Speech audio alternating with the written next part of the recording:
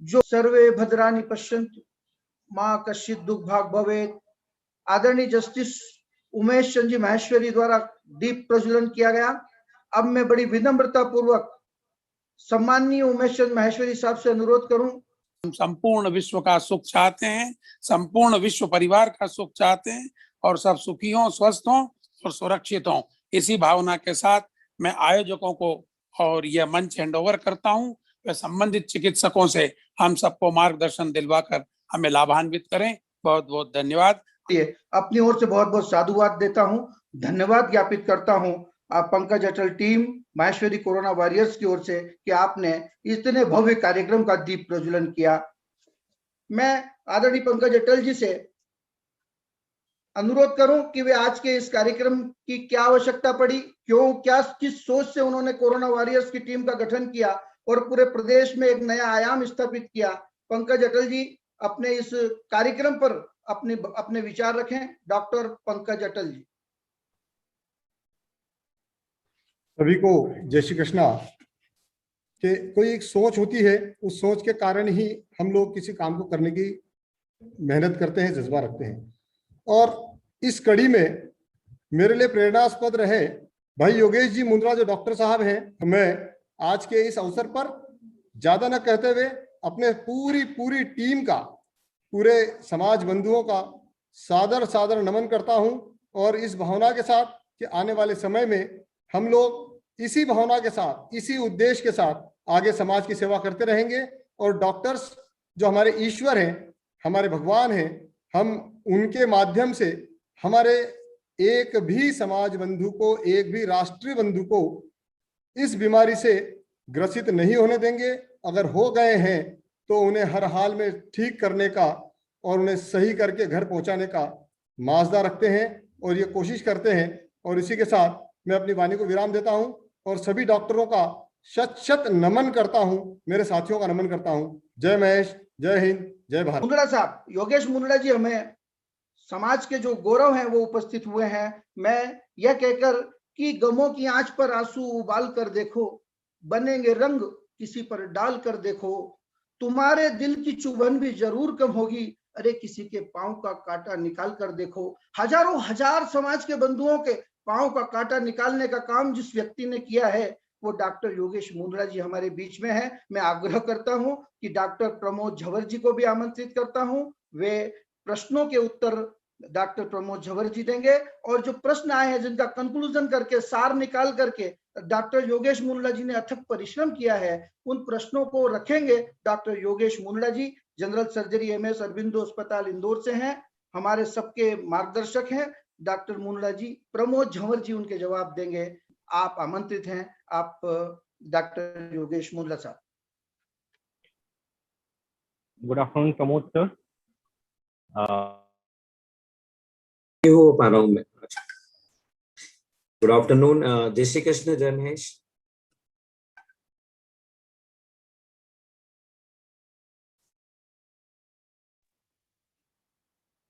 जय श्री कृष्णा सर। जय श्री कृष्ण। आप मुझे सुन पा रहे हैं? मेरी आवाज क्लियर है? हाँ बिल्कुल सर। बहुत बहुत स्वागत, वंदन, अभिनंदन डॉक्टर प्रमोद झंवर जी। धन्यवाद, आप सबका बहुत बहुत अभिनंदन, धन्यवाद जो आपने मुझे मंच दिया अपने समाज में कुछ बात करने का। जो भी प्राकृतिक विपदा आन पड़ी है, हम सब, पूरा देश, पूरा विश्व इस कोविड-19 से ग्रसित है और सारे परिवार छिन्न भिन्न हो चुके हैं। और इस मौके पर जब समाज एक साथ आता है तो बहुत सी तकलीफ है।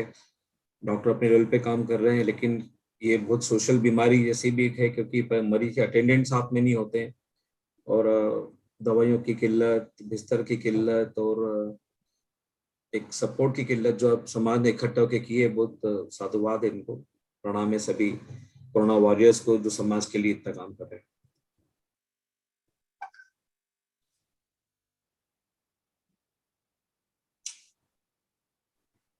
जी योगेश जी चालू करें। जी डॉक्टर। सर मैं चाहूंगा कि आप पहले, जैसे आप चेस्ट फिजिशियन है, रेस्पिरेटरी डिपार्टमेंट हैंडल करते हैं सर, और जो कोविड-19 जो कोविड वायरस है ये मेनली लंग्स का वायरस है, मेनली रेस्पिरेटरी ट्रैक्ट को अफेक्ट करता है।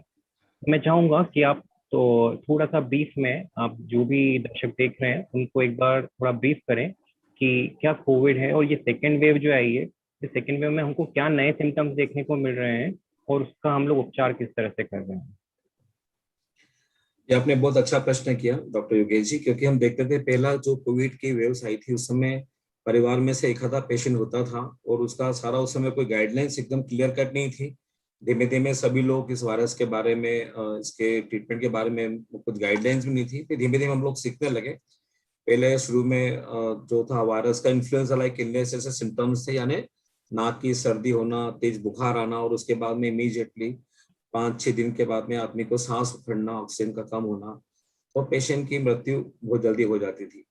लेकिन हम लोगों ने देखा कि पिछले फिर मार्च अप्रैल के बाद में कुछ गाइडलाइन चालू हुई, कुछ नई दवाएं आई, इसमें एजिथ्रोमाइसिन, डॉक्सीसाइक्लिन, आयोरमेक्टिन, HCQS ऐसी कुछ दवाएं थी, स्टेरॉइड वगैरह। फिर मालूम चला कि जो वायरस है ये एक ऐसा वायरस है जो शुरू के 3-4 दिन तक तो नाक के अपर एरिया में रहता है, गले तक, और उसके बाद में 6-7वें दिन ये लंग्स में क्रॉस करता है।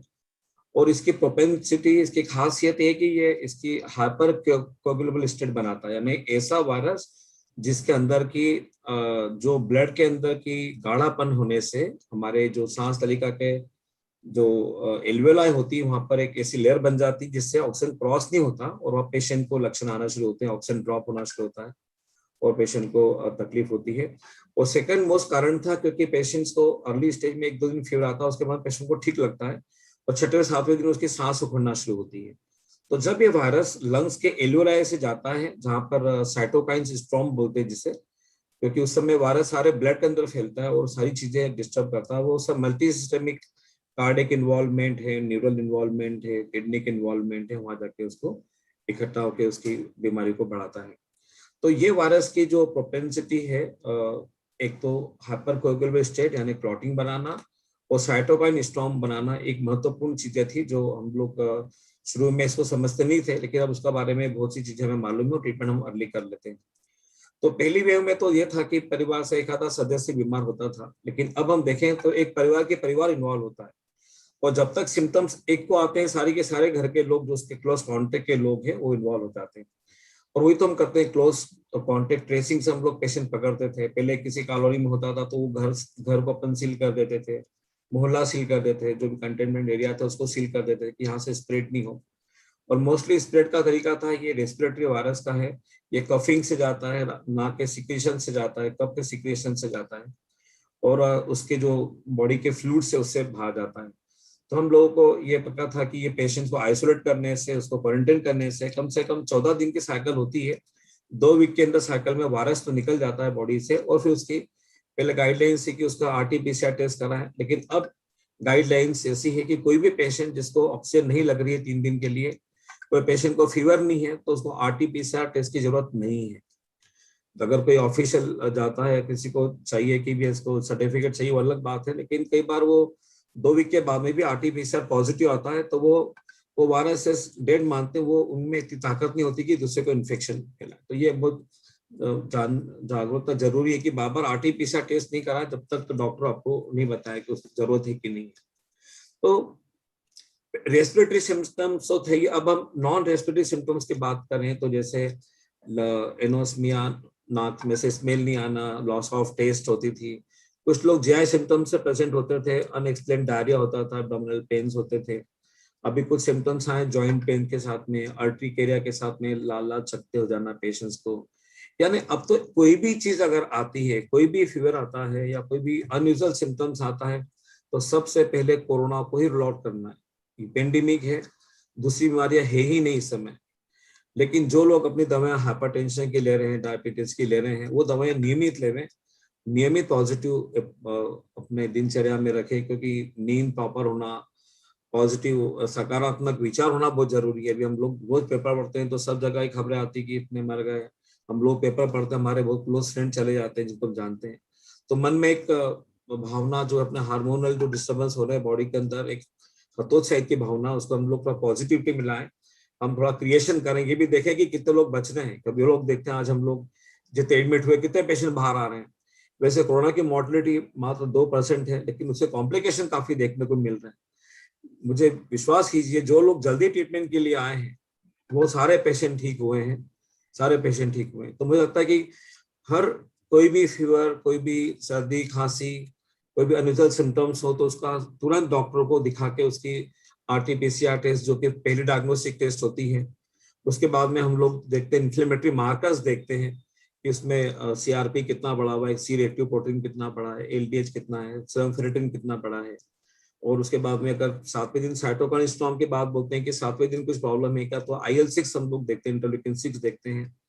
और कई बार ये कार्डिक इन्वॉल्वमेंट भी होता है, के बाद सांस के स्कोर जो देखते हैं, CT स्कोर देखते हैं साहब, 18/25 आ रहा है, स्कोर आ रहा है, वो पेशेंट देखो तो आराम से बैठा हुआ, आराम से।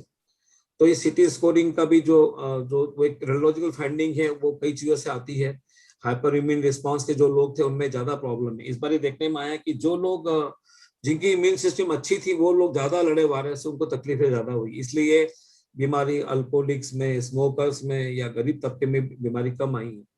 और कार्डिक इन्वॉल्वमेंट भी, मतलब जो सिटी की जो फाइंडिंग, मैडम अर्पणा मैडम हमारे साथ में जो लॉजिकल में बात करेगी, लेकिन मुझे लगता है कि लॉन्ग स्टेज के अंदर जो हाइपर रिएक्टिविटी के कारण, जो इन्फ्लेमेशन के कारण जो सिटी फाइंडिंग्स मिलती है, या थ्रोम्बोसिस के कारण जो एक पिक्चर चेंज आती है, या लेट स्टेज में जब फाइब्रोसिस होता है 4 वीक के बाद में, तो सिटी फाइंडिंग्स हो, तो मुझे लगता है पेशेंट्स को कॉम्प्रिहेंसिव देखना चाहिए। पेशेंट्स के लिए उसकी क्लिनिकल फाइंडिंग, उसके इन्फ्लेमेटरी मार्कर्स और उसके रेडियोलॉजिकल फाइंडिंग्स, ऐसा मिला के उसको ट्रीटमेंट करना चाहिए।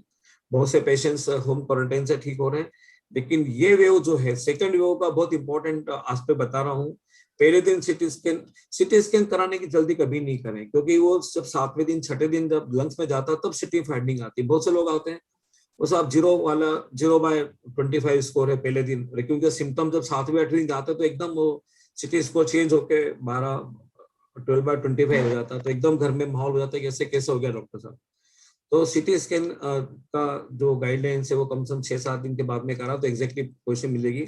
और जो पेशेंट को सिम्टम्स के बाद में एकदम ऑक्सीजन ड्रॉप हो रही है 3 दिन के अंदर, वो पेशेंट सीरियस पेशेंट्स हैं, उनको इमीडिएटली एक्सपर्ट के गाइडेंस में काम करना चाहिए, ऑक्सीजन बेड ढूंढना चाहिए, अपने फैमिली फिजिशियन से या अपने समाज के जो भी प्रबुद्ध डॉक्टर जो भी हेल्प कर सके उनके पास जाना चाहिए।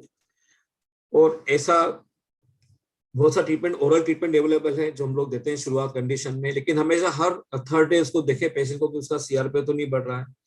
और एक चीज देखने में आ रही है, बहुत सारे अभी इन्फेक्शन में हम लोग स्टेरॉइड का यूज करते हैं, लेकिन कई बार शुगर मॉनिटरिंग नहीं होती। अभी हम देख रहे हैं म्यूकोरमाइकोसिस का काफी पेशेंट्स आ रहे हैं जिनको हाई डोज स्टेरॉइड लगे हैं और जिनका इंसुलिन के कारण से शुगर कंट्रोल नहीं कर पाए, वो सारे पेशेंट्स को कुछ ना कुछ फंगल इन्फेक्शन हुए।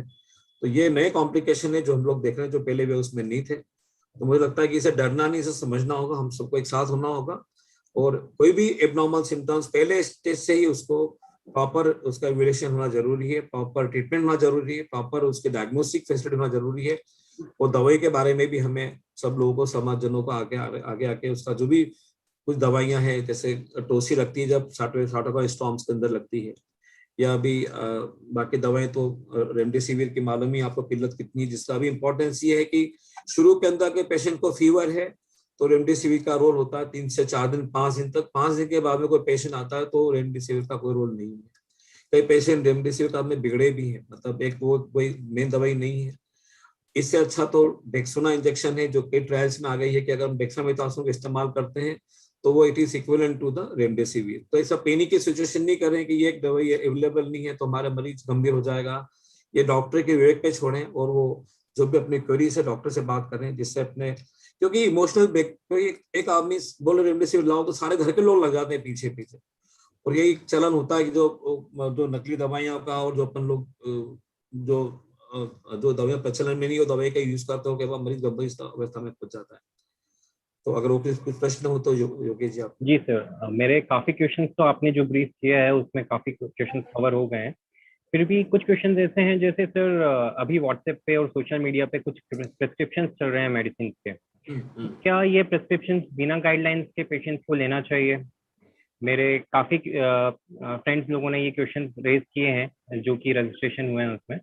तो क्या ये बिना प्रिस्क्रिप्शन के, बिना डॉक्टर की गाइडलाइंस के ये सारा ट्रीटमेंट लेना चाहिए? आप एक बार दर्शकों को बताएंगे तो सर बेहतर होगा। ये बात क्योंकि हर पेशेंट का एक टेलर मेड थेरेपी होती है और उसको हम लोग को गाइडलाइन के हिसाब से पालन करना चाहिए। जो इनिशियल अवस्था की जो प्रिस्क्रिप्शन है वो सब जगह मालूम है, डॉक्सीसाइक्लिन, एजिथ्रोमाइसिन, आइवरमेक्टिन, ये तो कॉमन दवाएं सब एक जनरल आदमी को भी मालूम है जो लोग लेके आते हैं। लेकिन स्टेरॉइड का प्रयोग, जब स्टेरॉइड का प्रयोग का गाइडलाइन ये जब भी हमारा ऑक्सीजन ड्रॉप होना शुरू हो तब हमें स्टेरॉइड का प्रयोग करना चाहिए, वो भी डॉक्टर के से कंसल्ट करके करना चाहिए।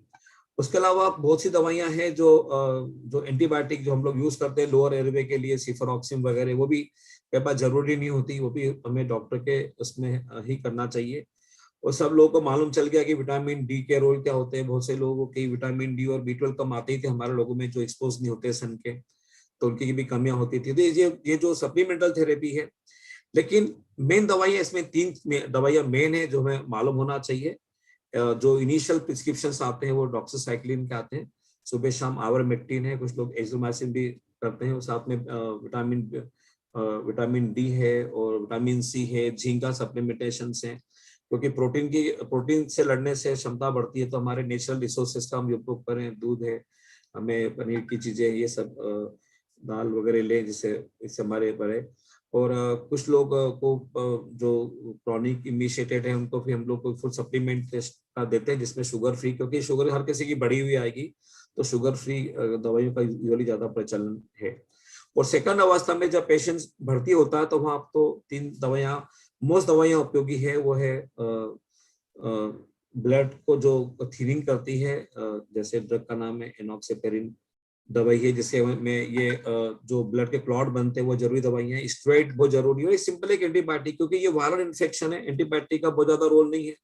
और जब हम स्टेरॉइड का यूज करते हैं तो सबके काउंट बड़े दिखते हैं हमें। हम हमेशा किसी को भी दो पेशेंट को स्टेरॉइड तो ब्लड काउंट 16,000, 18,000, 22,000 और पेशेंट नॉर्मल बैठा हुआ है। हो जाता है कि वो स्टेरॉइड की डोसेज से ब्लड काउंट बढ़ते हैं, तो वो थोड़ा सा क्लिनिकल इवैल्यूएशन डॉक्टर का ही होना चाहिए कि इसमें एंटीबायोटिक कितने आप उसको टाइट्रेट करें। लेकिन यस, अगर कोई पेशेंट बहुत सीवियर है, सिक है, सेप्टिसिमिया में, शॉक में है, तो वो फिर डॉक्टर आपको मेरोपेनम, टार्गोसिल और जो महंगी दवाइयां जो लगता है कि आईसीयू में पेशेंट्स उनके लिए डॉक्टर दे सकता है। लेकिन सबसे बड़ी मेन थेरेपी है ऑक्सीजन थेरेपी इस समय, क्योंकि जैसा आपका ब्लड का लेवल 94 से कम होता है वैसे पेशेंट को ऑक्सीजन के लिए देना चाहिए। और जो पेशेंट परसिस्टेंटली ऑक्सीजन कम होती है उन लोगों को डबल ऑक्सीजन से कई बार हम लोग बाइपेप से देते हैं, जिससे उसका लंग्स का जो काम जो हाइपर उसकी वर्किंग हो रही है उसको हम लोग उसको कम कर सकें। आजकल मास्क आते हैं, रिब्रीथिंग मास्क आते हैं, इसके कारण से ऑक्सीजन की मात्रा अपना बढ़ जाती है। तो बहुत बार गाँव के क्षेत्रों में जब बाइपेप अवेलेबल नहीं है, रिब्रीथिंग मास्क का हम लोग प्रयोग करते हैं, हाई फ्लो ऑक्सीजन देते हैं और पेशेंट से बहुत बेनिफिट मिलता है। ऑक्सीजन की किल्लत बहुत है, लेकिन ऑक्सीजन को बहुत सुरक्षित तरीके से इस्तेमाल करना चाहिए। बहुत से पेशेंट जब जाते हैं राउंड के समय तो अपना मास्क निकाल के बैठ जाते हैं और वो ऑक्सीजन चलती रहती है, तो ये ध्यान रखना चाहिए कि ऑक्सीजन का लॉस नहीं हो। ऑक्सीजन जिनका 94 ऑलरेडी है, चल रहा है, वो ठीक पेशेंट है, तो उनको ऑक्सीजन कम करना चाहिए। तो ये थोड़ी एक चीजें ध्यान में रखें हम लोग, और उन मरीज, सीरियस मरीजों को ज्यादा प्रेफरेंस दें जो जिनको जरूरत है। मैं देखता हूँ कि बहुत से हॉस्पिटल के अंदर जाके लोग इकट्ठे हो जाते हैं, अपना रिसोर्सेस जमा करके वहाँ ऑक्सीजनेटेड बेड ले लेते हैं, जो कोई जरूरत भी नहीं होती। वहां देखो तो मस्ती से 4-6 लोग बैठे होते हैं। एक अटेंडेंट बिल्कुल अलाउ नहीं करना चाहिए। पेशेंट जब भर्ती होता है तो पेशेंट के साथ में 3-4 लोग बैठे हैं, गप्पे मार रहे हैं, ये नहीं समझते ये वो लोग हैं जो बाहर जाके कैरियर का रूप धारण करेंगे, और हमारे जो थर्ड वेव जो हम समझ रहे हैं ना, उन्हीं कारण से बनेगी। अभी बहुत से लोग कोरोना को बहुत लाइट ले रहे हैं, बिल्कुल लाइट लेने की जरूरत नहीं। हम देख रहे हैं कल ही डॉक्टर सनत मुखर्जी एक्सपायर हुए, इंदौर के नामी डॉक्टर एक्सपायर हुए। मतलब ऐसा उनके पास में कोई कमी नहीं थी, कोई डॉक्टरों की टीम की, व्यवस्थाओं की। तो मतलब यह कि वायरस इतना फास्ट प्रोपेंसिटी करता है कि लंग्स में जाने के बाद में तुरंत सारे ब्लड के अंदर जाता है, और उसके कारण से पेशेंट्स को एल्वोलाई डैमेज करता है, लंग डैमेज हो जाते हैं, लंग फाइब्रोस हो जाते हैं। भी तो देखते हैं 25% 25 वाले पेशेंट जो ठीक हो रहे हैं उनकी हालत क्या है, वो ऑक्सीजन पे बेचारे। तो early diagnosis, early recognition, early जो यूज ऑफ ड्रग्स होना चाहिए, और उसके बाद में हम लोग उसको मने। और वैक्सीनेशन बहुत इंपॉर्टेंट है। हर आदमी को अभी ये समझ लग रहा है कि वैक्सीनेशन का वो रोल ही नहीं है, सेकेंड वैक्सीन लगा उसके बाद में बीमार ज्यादा हो गए। लेकिन समझे ये वेरिएंट्स खूब है, इसके मतलब 3-4 वेरिएंट्स इंडिया में देखने में आ रहे हैं कि जो, लेकिन वैक्सीन से ऐसे जिसके कारण से लोग बचे हुए हैं। जिन लोगों को भी बीमारी हुई है उनको इतनी तेज बीमारी नहीं हुई है, उनकी सेल्फ लिमिटिंग बीमारी हुई है, उन लोगों को तकलीफें कम हुई है। तो वैक्सीनेशन के लिए जो धारणा बनी हुई है वो एक समाज के अंदर वो चेंज करना होगा। जिन लोगों को अपॉर्चुनिटी मिले वैक्सीनेशन पूरा करें, अपना आपका कोर्स करें, जिससे हम लोग सुरक्षित रहेंगे और हमारी बॉडी में एंटीबॉडी रहेगी तो हम लोग उसको लड़ने की क्षमता बढ़ाने से हम ठीक रहेंगे। आप दिन में कितनी बार लें और किस तरह से लेना चाहिए? क्या भाप दिन में कितनी बार लें और किस तरह से भाप लेनी चाहिए? और कोविड नेगेटिव होने के बाद भी भाप लेनी चाहिए क्या? ये जस्ट क्वेश्चन किसी समाज बंधु ने डाला है अभी। देखो, कुछ होते कफ एटिकेट्स होते हैं, जो भी आदमी खांसता है वो कम से कम अपने बहाव के लेवे कुछ जैसे टिश्यू पेपर रखे खांसे, क्योंकि ये ड्रॉपलेट इन्फेक्शन है, लोगों को संभावना होगी फैलने की। और सेकंड जो हम लोग भाप लेते हैं ये सब इसके कारण से निजल का कंजेशन ठीक होता है गले के अंदर से, क्योंकि टेम्परेचर का वेरिएशन देखा हम लोगों ने, हमने 60 डिग्री पे भी देखा तो वायरसेस की ऐसा कोई डेथ नहीं हुई है। हम देखे गर्म देशों में जहाँ 50 डिग्री रहता है वहां पर भी काफी रहा, लेकिन भाप से इतना है कम से कम गला फ्री रहने से। और ये तो भाप का रोल कम से कम 1 या 2 बार तो भाप लेना ही है कम से कम, गरारे भी कर सकते हैं, इससे गले का कंजेशन नहीं हो। और ये पोस्ट कोविड के लिए भी बहुत इंपॉर्टेंट है, क्योंकि वायरस तो निकल जाता है 15 दिन में, लेकिन जो उसकी लंग की इंजुरी होती है, लंग की इंजुरी के कारण से जो लंग का जो हीलिंग प्रोसेस होगा फाइब्रोसिस के कारण, जहाँ वो जो उसके ब्लड में क्लॉट बनेंगे ब्लड वेसल्स के अंदर, जो माइक्रोथ्रोम्बोएम्बोलिज्म्स होते हैं, ये प्रॉब्लम करेंगे जिसके कारण से हमें तकलीफ देंगे। तो पोस्ट कोविड के लिए थर्ड क्वेश्चन मेरा ये है कि जैसे फर्स्ट वेव आई थी, फर्स्ट वेव में लंग इन्वॉल्वमेंट इतना नहीं हो रहा था। लंग इन्वॉल्वमेंट जैसे आज अगर पेशेंट कोविड पॉजिटिव आया है तो हम लोग टीटी आफ्टर 5-6 डेज करवाते थे, उसके बाद हम लोगों को लंग चेंजेस दिखते थे। बट सेकेंड वेव में इनिशियल 5 डेज में ही हम लोगों को lung involvement more than 30 more than 40% most of the patients में मिल रहा है, जिसमें यंग एज ग्रुप भी काफी इन्वॉल्व है। तो सर ये होने का रीजन क्या है? ये वायरस का जो स्ट्रेन है इस समय, जो 4 स्ट्रेन मूल प्रोलेंट इस समय चल रहा है, हमारे ब्राजील है, साउथ अफ्रीका की है, साउथ की है, ये वो वायरस का रिप्लिकेशन बहुत फास्ट है। मतलब जब तक देखो तब तक तो देखते देखते लंग साफ हो जाता है, तो मतलब पूरा जो उसके सीटी स्कोर बहुत ज्यादा चेंज होता है। मुझे लगता है कि ये वायरस जो इस समय आया है, इसका ये म्यूटेशन जो हुआ ये ज्यादा खतरनाक म्यूटेशन है और बहुत ज्यादा इसका वेरुलेंस है और बहुत जल्दी फैलता है, इसलिए तो सारे घर के लोग इन्वॉल्व हो जाते हैं। जब तक एक डायग्नोस करो तब तक सबके आरटीपीसीआर पॉजिटिव आ जाती है, भले से वो सिम्टम्स नहीं है।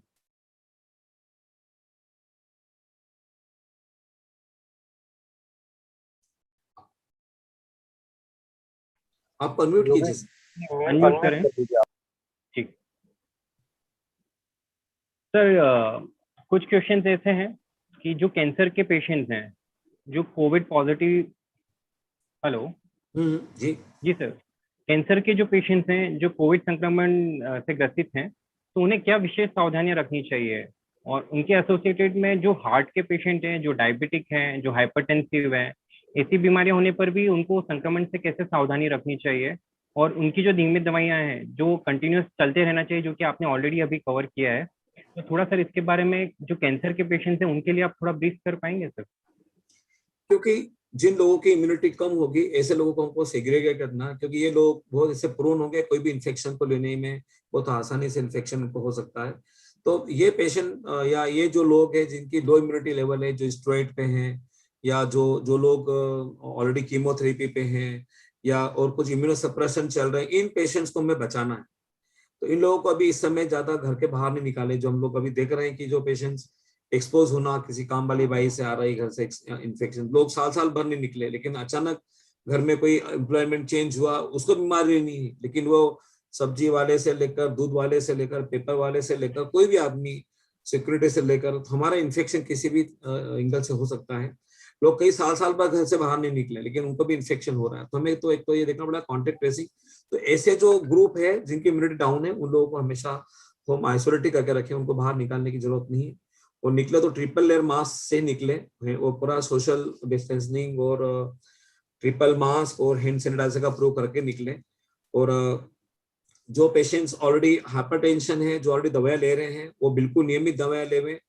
और जो लोग डायबिटिक पेशेंट्स है, कंट्रोल करें डायबिटिक इंसुलिन से, क्योंकि ये पेशेंट ऐसे हैं जिनको ज्यादा होने की संभावना हो सकती है। तो इन पेशेंट्स को दवाएं नियमित लेवें, अपने डॉक्टर से फोन से कॉल करके अपने जो भी दवाएं एडजस्ट कराएं। सर एक क्वेश्चन जैसे भी पॉपअप हुआ है, घर पर जो ऑक्सीजन मशीन यूज कर रहे हैं, ऑक्सीजन कंसंट्रेटर जो यूज कर रहे हैं, उसमें कौन सा वाटर यूज करें, डिस्टिल वाटर या फिर नॉर्मल टैप वाटर? क्योंकि डिस्टिल वाटर अवेलेबल होना बहुत, हम लोग पानी को गर्म करके भी उसको हम लोग यूज कर सकते हैं, जिसके कारण से वही चीज डिस्टिल वाटर ही है। क्योंकि अभी जो चीजें देखने में आ रही है फंगल्स मोल्ड्स की, वो भी एक बड़ा कारण है, क्योंकि ह्यूमिडिफिकेशन ढंग से होता, सभी जगह ऑक्सीजन के लगे हुए हैं। ऑक्सीजन जरूरी है हर कोरोना के पेशेंट में जिसका ऑक्सीजन 94 से कम है, तो इन पेशेंट हाई फ्लो ऑक्सीजन जाता है, तो कई बार वो हाई फ्लो ऑक्सीजन जाने से वहां का अगर कंटेमिनेटेड अगर वाटर है, अगर वो चेंज नहीं हुआ है, तो उन पेशेंट्स को, या घर में भी हम देखें तो कि घर में भी कोरोना के पेशेंट तो उसके रूम में कोई जाता नहीं, तो एक बार ये पानी का भी बहुत बड़ा रोल है। प्लस आसपास में दीवारों पे भी फंगस होती है, कई लोगों की सिलन होती है, वो भी फंगल मोड से, फ्यूमिगेटर्स नाम का फंगस बहुत कॉमन है जो एलर्जी भी पैदा करता है। ये फंगस भी बहुत प्रोन है, कोई भी पेशेंट जिसमें एंटीबायोटिक चल रही है और स्टेरॉइड के बाद में उसका शुगर कंट्रोल नहीं है, तो ऐसे पेशेंट्स को ये फंगल इन्फेक्शन की संभावना बहुत है इस समय जाता। जो कि सर काफी लोगों ने एक क्वेश्चन पूछा है कि हम लोग आईटी सेक्टर में काम कर रहे हैं, वर्क फ्रॉम होम कर रहे हैं, उसके बाद भी काफी लोग कोविड पॉजिटिव आए हैं बिना घर पर बाहर जाएं, तो इसका क्या रीजन हो सकता है? मैंने बताया, क्योंकि ऐसा नहीं है, मतलब ये मुझे कई बार लगता है कि कई बार हिस्ट्री ऑफ कांटेक्ट नहीं मिलती, हम लोग कितना भी ट्रेस कर ले, ये लगता है कम्युनिटी स्प्रेड है ये पूरा। क्योंकि हम जहाँ जाते हैं, कहीं पे भी जाते हैं, तो हमको पता चलता नहीं हम किसके कांटेक्ट में आए, या लिफ्ट का यूज किया कभी, हमारे से पहले कौन कब गया वहां से, या कोई घर में कोई काम करने वाला आया वहां से कौन कब गया क्या नहीं। तो ये एक बार ये ट्रेसिंग वाला जो पॉइंट है, कॉन्टेक्ट ट्रेसिंग अभी डिफिकल्ट है, मुश्किल। क्योंकि अब जो समझ लो कि 50-60% लोगों को कोरोना हो गया, होके निकल गया, आधों को वैक्सीन लग गया, अभी कम से कम 40% पॉपुलेशन बची है जो हाई रिस्क पे है, जो कभी न कभी कांटेक्ट में आएगी, और कांटेक्ट में आने के बाद में अगर उनकी इम्यूनिटी अच्छी होगी तो हो सकता है उनको प्रॉब्लम नहीं आए, माइल्ड सिम्टम्स हो, और जिसकी जो जल्दी ट्रीटमेंट करा ले उनको प्रॉब्लम नहीं आएगी। लेकिन जो लोग लेट डायग्नोसिस होंगे, सीवियर लंग में इंजुरी, लंग्स में जिनका चले गया, वो पेशेंट सीरियस पेशेंट मानता हूँ, और पेशेंट को बहुत जल्दी ट्रीटमेंट की जरूरत होगी। आप लोगों के प्रश्नों का जो उत्तर दे रहे थे वो थे डॉक्टर प्रमोद झंवर साहब, जो चेस्ट फिजिशियन है। समाज के दीप्यमान नक्षत्र के रूप में हमें उनकी सेवाएं प्राप्त होती रहती हैं। और जो आप लोगों से जो पिछले 3 दिनों में जो सवालात आप लोगों ने पंजीयन किए हैं, उनका संकलन करके उनका सार डॉक्टर योगेश मुंडा जी ने निकाला, और उन्हीं के उत्तर आप दे रहे थे चेस्ट फिजिशियन के रूप में, जो प्रमोद झंवर साहब। अब बहुत बहुत धन्यवाद देता हूं डॉक्टर प्रमोद झंवर साहब का कि आपने इतना समय दिया, इतने व्यस्ततम समय में से आपने समाज के लिए समय निकाला। आप ऐसा ही सहयोग और मदद हमेशा बनाए रखेंगे, इन्हीं अपेक्षाओं के साथ मैं team corona warriors Madhya Pradesh की ओर से आपका अभिनंदन करता हूं, साधुवाद देता हूं, धन्यवाद ज्ञापित करता हूं। हम कृतज्ञ